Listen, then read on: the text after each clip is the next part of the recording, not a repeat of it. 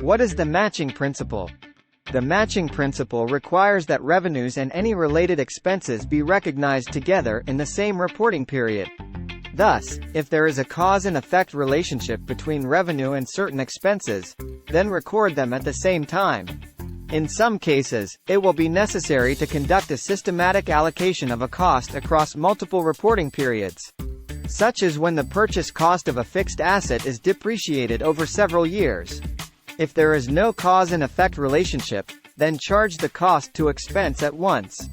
This is one of the most essential concepts in accrual basis accounting, since it mandates that the entire effect of a transaction be recorded within the same reporting period.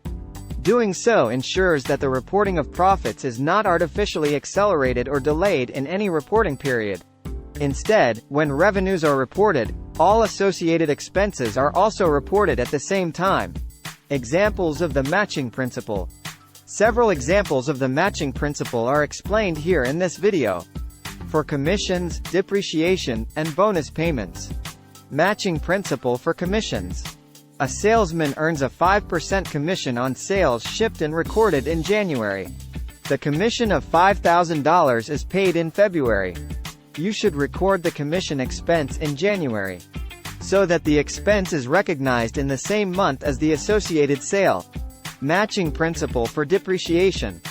A company acquires production equipment for $100,000 that has a projected useful life of 10 years.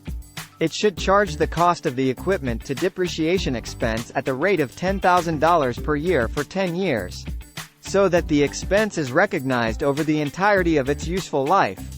Matching principle for employee bonuses. Under a bonus plan, an employee earns a $50,000 bonus based on her performance within a year. The bonus is paid in the following year. You should record the bonus expense within the year when the employee earned it. Thanks for watching.